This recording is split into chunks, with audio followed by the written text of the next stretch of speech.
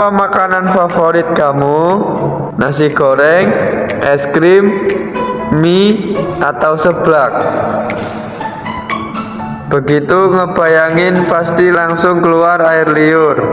Air liur itu petanda bahwa sistem pencernaan kamu telah bekerja, bahkan sebelum kamu memasukkan makanan ke dalam tubuhmu. Makanan masuk ke dalam tubuh dan dicerna oleh sistem pencernaan. Apa sih yang terjadi pada makanan tubuh kita? Nah, supaya kita tahu, yuk kita bahas sistem pencernaan. Nah, di sini kita semua akan menjelaskan agar adik-adik lebih mudah memahaminya. Di dalam sistem pencernaan ada 8 organ yang berperan aktif. Pencernaan dimulai dalam mulut. Awal proses pencernaan, mulut adalah organ pertama dalam sistem pencernaan yang berfungsi untuk menerima makanan. Peran dalam pembentukan bolus selain mengunyah, lidah membantu mengaduk makanan dan membentuk bolus. Nah, seperti yang sudah dijelaskan tadi, pertama gigi memotong makanan, kemudian kelenjar rendah menghasilkan enzim yang berfungsi menghaluskan makanan agar mudah ditelan. Gigi ini yang berfungsi untuk menghancurkan makanan, membantu pencernaan, dan menjaga bentuk mulut. Lebih jelasnya bisa baca. Selanjutnya, makanan akan meluncur turun melewati kerongkongan menuju lambung. Kerongkongan adalah sebuah saluran panjang seperti sedotan yang menghubungkan mulut dengan lambung. Peran lambung adalah 1. Mencerna makanan mekanis dan kimia, 2. Menghasilkan asam lambung dan enzim, 3. Membunuh kuman dan makanan, 4. Menyimpan makanan sementara. Akhirnya sampailah donat tadi di lambung. Di sana donat akan dihancurkan oleh gerakan dinding lambung dan juga cairan lambung.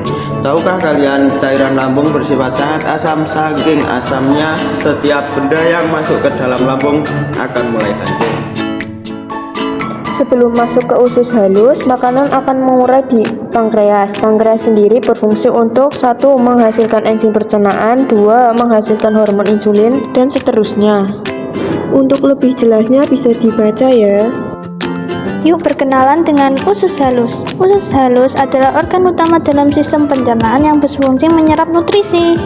Selanjutnya, makanan akan menuju usus halus. Di usus ini, nutrisi makanan seperti vitamin akan diserap dan diedarkan ke seluruh tubuh kita. Nutrisi inilah yang membuat kita sehat dan berenergi.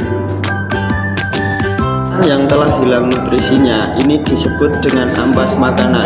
Ampas makanan kemudian akan masuk menuju usus besar. Ada sebuah teori di dalam usus besar. Teori pertama, penyerapan air dan elektrolit. Usus besar berperan menyerap air. Dan teori kedua, teori fermentasi mikroba. Usus besar menjadi tempat mikroba memfermentasi sisa makanan. Untuk lebih jelasnya bisa dibaca sendiri. Di usus besar, air yang memiliki ampas akan diserap sehingga menjadi lebih padat. Ampas-ampas ini kemudian masuk ke dalam rektum. Rektum adalah ujung dari usus besar.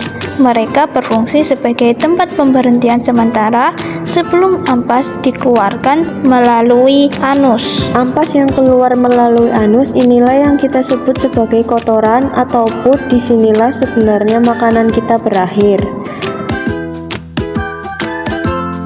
Terakhir ada pada ginjal. Makanan yang sudah diserap akan membuat energi yang akan mengedarkan darah, mengatur keseimbangan cairan dan elektrolit, dan pengaturan asam basa.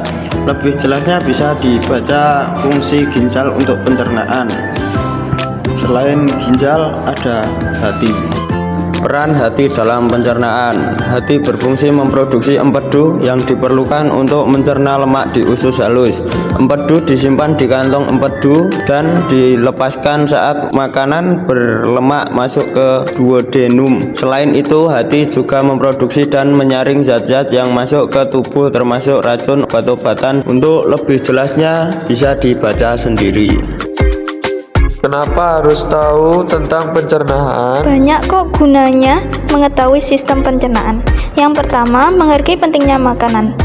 Makanan bukan cuma nikmat di lidah tapi berfungsi sebagai energi bagi tubuh kita. mengatur pola makanan yang sehat. Kalau sudah tahu cara kerja sistem pencernaan, kita akan bisa menentukan kebutuhan gizi yang lengkap bagi tubuh setiap harinya. Oke, hebat sekali. Hari ini kita telah mengetahui tentang sistem pencernaan.